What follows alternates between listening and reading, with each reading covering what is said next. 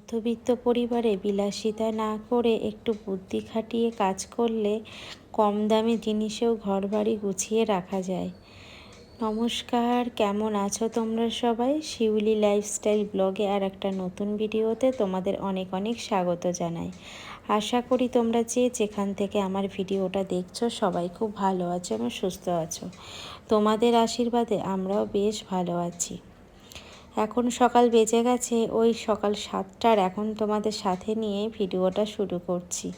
আশা করি আজকের ভিডিওটা তোমাদের একটু হলেও ভালো লাগবে, আর ভালো লাগলে অবশ্যই একটা লাইক দিয়ে প্রথম থেকে শেষ পর্যন্ত ভিডিওটি দেখার অনুরোধ রইল। তো সকালবেলায় মাম্মাম স্কুলে চলে গেছে, তারপরে দেখো সোজা আমি ঘরটা গুছিয়ে নিয়ে চলে আসলাম রান্নাঘরে। তো সকালবেলা তো তোমরা তো জানোই বাচ্চারা স্কুল থাকলে কতটা সময়ের মধ্যে দিয়ে চলতে হয়। তো ওই জন্য সকালবেলা একদম কিন্তু ক্যামেরাটা অন করার সময়ই পাই না, কারণ এইদিকে মাম্মাম দেরি করে ঘুম থেকে উঠলে কিন্তু তাড়াতাড়ি করে রেডি করে স্কুলে পাঠাতে হয়, তাই জন্য কিন্তু আমার আর ভিডিওটা অন করা হয় না। তো যাই হোক, ও বেরিয়ে যাওয়ার পর একদম শান্তিতে সংসারের কাজগুলো এখন করতে পারছি। ও না যতক্ষণ থাকে না ততক্ষণ কাজগুলো একদমই যেন হতেই চায় না, মানে কোনভাবে কোন দিকটা দিয়ে শুরু করব সেটা বুঝতেই পারি না। তো এই হাজব্যান্ড চলে গেছে মাম্মামকে দিতে, আর সেই ফাঁকে দেখো আমি এদিকে ভাতটা বসিয়ে দিয়েছি, আর এইদিকে প্রায় ডালটা সিদ্ধ হয়ে গেছে, আর ওইদিকে কিন্তু আমি সবজিগুলোও কেটে নিচ্ছি। তো এইদিকে কিন্তু হাজব্যান্ড চলে যাবে হচ্ছে ডিউটিতে, তার জন্য কিন্তু এইদিকে আমি ভেন্ডি কেটে নিয়েছি, ভেন্ডি আলু ভাজা, তার সঙ্গে রুটি হবে। আসলে হাজব্যান্ড এত পরিমাণে ভেন্ডি পছন্দ করে, ভেন্ডি আলু ভাজা দিয়ে রুটি দিলে ওর আর কিছুই লাগে না। তো যাই হোক, এইদিকে দেখো কিছুটা ভেন্ডি ছিল, সেইগুলো বার করে এখন কাটছি। আর বাইরে কিন্তু বৃষ্টি হচ্ছে, তোমাদের তো বৃষ্টির কথা আর নতুন করে কিছু বলারই নেই, কারণ প্রত্যেকের ওখানেই আমি জানি যে বৃষ্টি হচ্ছে। আর এটা যেহেতু বর্ষাকাল, তো বৃষ্টি তো হবেই, তাই না? তো এইদিকে দেখো আমি এদিকে ডালটা ভালো করে সিদ্ধ করছি, নুন হলুদ দিলাম, দেখলাম ডালটা অনেকটা সিদ্ধ হয়ে গেছে। এখন হলুদ দিয়ে এখন কিন্তু ডালটাকে ফোড়ন দিয়ে দেবো। দিয়ে এদিকে দেখো আমি এদিকে আলু কেটে নিয়েছি, আলু আর তার সঙ্গে ভেন্ডি। তো আলুটা একটু ভাজা ভাজা করে ভেন্ডিটাও এখন এখানে আমি এই যে ভাজা করে নিচ্ছি। আর আমার কি বলো তো, ভাজা দিয়ে অতটা রুটি ভালো লাগে না, আমার আবার সবজি দিয়ে রুটি খেতে বেশি পছন্দ হয়। আর দেখো এইদিকে আমি কিন্তু ভাজাটা প্রায় হয়ে এসছে, আর এইদিকে তখন আমি আটাটা মেখে নিয়েছিলাম, এখন রুটি করে নিচ্ছি। হাজব্যান্ড চলে এসেছে, ও ফ্রেশ হচ্ছে, সেই পাকে কিন্তু আমাকে তাড়াতাড়ি করে রুটিগুলো করে নিতে হবে। কাজই তো গুছিয়ে করতে হয় একা হাতে সব দিকে, আর নিজের কথা একদমই ভাবি না, কারণ নিজের যতই কষ্ট হোক না কেন সংসারে সবার জন্য কিন্তু ভাবার দায়িত্বটা কিন্তু আমাদের, মানে আমাদের বাড়ির বউদের কিন্তু সব দিকেই ভাবতে হয়। দেখবি নিজের যত্ন আমরা সারাদিনে কতটুকুই বা নিতে পারি, তাই না? সব কিছুই কিন্তু সংসারের পেছনেই চলে যায়। তো তারপরে দেখবে যখন সংসারের সমস্ত কাজ হয়ে যখন নিজের জন্য একটু সময় খুঁজে বার করবে, তখন দেখবে যে অনেকটাই সময় পেরিয়ে গেছে। তো যাই হোক, এইদিকে কিন্তু আমার রুটি প্রায় হয়ে এসছে, আর এখন হাজব্যান্ড রেডি হয়ে গেছে, এখন ওকে খেতে দেব। আর দেখো আমি প্রত্যেক দিন দেখি যে আমি যখন রুটি করি ফার্স্টের রুটিটা না কেন জানি না একদম ফুলতেই চায় না। তো তোমাদের এরকম কার কার হয় বন্ধুরা অবশ্যই জানিও। তো দেখো এদিকে হাজব্যান্ডকে ভেন্ডি আলু ভাজা রুটি দিয়ে দিয়েছি, ওইদিকে খাচ্ছে, আর আমি এদিকে কিন্তু এই যে দুধটা জাল দিতে বসিয়ে দিয়েছি। আর আমাকে হাজব্যান্ড বলছে যে আমার জন্য একটু দুধ চা করো, আর সকালবেলা লিকার চা খেয়েছে, তাই জন্য এখন ওকে একটু দুধ চা করে দিচ্ছি। আসলে দুধ চাটা না আমাদের বাড়িতে সেরকম একটা হয়ই না, খুব মাঝে মধ্যে হয়, আর আমি তো একদমই খাই না দুধ চাটা, হাজব্যান্ড মাঝে মধ্যে খায়, আর বাড়িতে যদি কোনো গেস্ট আসে তাকেই দুধ চাটা দিই। তো এইদিকে হাজব্যান্ডের প্রায় খাওয়া হয়ে গেছে, আর এখন দেখো আমি চা বানিয়ে দিয়ে দিলাম। তো যাই হোক, ওইদিকেও চাটা খেতে থাকুক, আর আমি এদিকে টিফিনটা রেডি করি।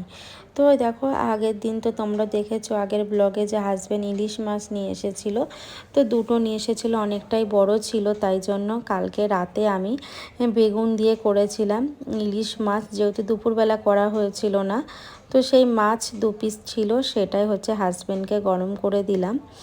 তো ওর আর দুপুরে মাম্মামের হয়ে যাবে। আর এইদিকে দেখো আমি এদিকে তরকারিটা গরম করে ওকে দিয়ে দিলাম, আর তারপরে একটু বেগুন ভাজা করছি, কারণ আমার মাম্মাম বেগুন ভাজা খেতে ভীষণ পছন্দ করে। আর এটা দুপুরবেলা আমার আর মাম্মামের হয়ে যাবে ডালের সঙ্গে, আর আমারও মোটামুটি বেগুন ভাজাটা ভালোই লাগে। তো এইগুলো কিন্তু লম্বা লম্বা বেগুন ছিল, হাজব্যান্ড যেহেতু নিয়ে এসেছিলো, তো দেখলাম বেগুনটা ভালোই খেতে। তো যাই হোক, এদিকে আমিও তারপরে কিন্তু টিফিনটা খাবো বলে কিন্তু খাবারটা রেডি করেছি। একটু আম কেটে নিয়েছি, হাজব্যান্ড নিয়ে এসেছিলো। আর আমটা না মানে এখন যেহেতু আমের সিজন না, কিন্তু এই আমটা খেতে একদমই ভালো না সেরকম, মানে মিষ্টি না, একটু পানসে পানসে। তো যাই হোক, বেগুন ভাজাটা হয়ে গেছে, আর এদিকে আমি দেখো ওভেনটাও ক্লিন করে নিচ্ছি। আর আমি কিন্তু এই ফাঁকে মানে খাবারটা খেয়েও নিয়েছি।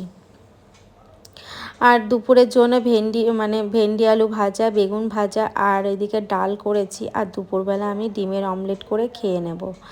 তো রাতে যেহেতু মাছ খেয়েছি, আর ওই জন্য আর ইচ্ছা করছে না মাছ খেতে। আর মাম্মামের জন্য রেখে দিয়েছি, তো এইটা ওদের হয়ে যাবে। আর আমি কি বলতো, সবসময় নিজের জন্য না ভেবে ওদের জন্যই ভাবি। আর এইভাবেই কিন্তু একটু বুদ্ধি খাটিয়েই করার চেষ্টা করি। আসলে মধ্যবিত্ত সংসারে বিলাসিতা না করেই কিন্তু সংসারের জন্যই ভাবার চেষ্টা করি। তো যাই হোক, এদিকে ওভেনটা পুরো ক্লিন করে নিয়েছি। এখন আমি কিন্তু বাকি কাজগুলো করে নেব। আর যেহেতু মামামের স্কুল তো জানোই, তো স্কুলে গেছে, তো সেই ফাঁকে কিন্তু আমাকে সমস্ত কাজগুলো এইভাবেই করতে হয়। তো কালকে এই যে সমস্ত মানে কৌটোগুলো এখানে জল ঝরতে দিয়েছিলাম, তো আজকে না ভালোই বেশ জলগুলো ঝরে গেছে। আর এখন আমি কৌটোগুলো গুছিয়ে নিচ্ছি। আর একটা মধ্যবিত্ত সংসারে দেখবে বিলাসিতা না করেও কিন্তু এরকম কম দামে জিনিস দিয়েও কিন্তু ঘর বাড়ি সাজানো যায়। আসলে এখানে তোমরা যা দেখতে পাচ্ছ একদম কোনো দামি জিনিস না, এখানে কিন্তু একদম কম দামেরই জিনিসপত্র। তো সেইগুলো দিয়েই কিন্তু আমি সবসময় গুছিয়ে রাখার চেষ্টা করি, ঘর বাড়ি একটু সুন্দর করে সাজিয়ে রাখার চেষ্টা করি। আসলে আমাদের মতো মধ্যবিত্ত সংসারে না আমরা কিন্তু প্রত্যেকেই কিন্তু অনেকটা শখ নিয়ে আমরা বাঁচি, তাই না? আমাদের অনেকটা স্বপ্ন থাকে প্রত্যেকটা মানুষের, হয়তো সেটা সবার ক্ষেত্রে সম্ভব হয় না, কিন্তু আমরা কিন্তু তবুও কিন্তু স্বপ্ন দেখে যাই, সেটা কিন্তু সবসময় কিন্তু পূরণও হয় না। তো আমাদের এইভাবেই কিন্তু বিলাসিতা না করেও কিন্তু তার মধ্যে অনেক শখই পূরণ করা যায়। তাই জন্য আমি সবসময় কিন্তু চেষ্টা করি বিলাসিতা না করেও কিন্তু অল্প কম দামে জিনিস দিয়েও ঘরবাড়ি সাজিয়ে রাখার চেষ্টা করি, সেটা কিন্তু দেখতেও এমন কোনো খারাপ লাগে না। তো এই যে এইদিকে সমস্ত কন্টেনারগুলো সুন্দর করে গুছিয়ে রাখলাম। আর এখন দেখো যাব মাম্মামকে স্কুল থেকে আনতে, কারণ অনেকটাই টাইম হয়ে গেছে। আর এসে আমি কিন্তু স্নানটা করব, কারণ এখন স্নান করতে গেলে অনেকটা দেরি হয়ে যাবে।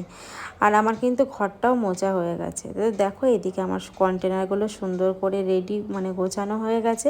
এখন অনেক মশলা আনা বাকি, তো যেইগুলো নেই সেইগুলো এর মধ্যে আবার এনে রাখবো, যেইগুলো আছে সেইগুলো পরে কোনো এক সময় বসে বসে এগুলো গুছিয়ে রেখে দেব। তো এখানে দেখো আগের পুরনো কন্টেনারগুলো আমি কিন্তু ফেলে না দিয়েও কিন্তু গুছিয়ে রাখলাম। এগুলো একটু গুছিয়ে রাখলে কিন্তু দেখতেও ভালো লাগে। আসলে জিনিস কিনতে তো অনেক কষ্ট লাগে, তো সেইগুলো ফেলতেও মায়া লাগে। তো একটু খারাপ হয়ে গেছে তবু কিন্তু রেখে দিয়েছি, কারণ আমি জানি থাকলে কোনো না কোনো কাজে লেগেই যায়।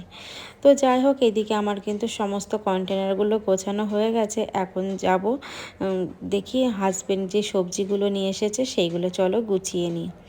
তো দেখো এইদিকে যে সবজিগুলো নিয়ে এসেছে, আর এখানে আম নিয়ে এসেছে, তোমাদের তো বললামই। তার মধ্যে একটা আম কেটে আমি আর হাজব্যান্ড খেয়েছি, আর আমটা কিন্তু সত্যি কথা বলতে অতটাও ভালো ছিল না।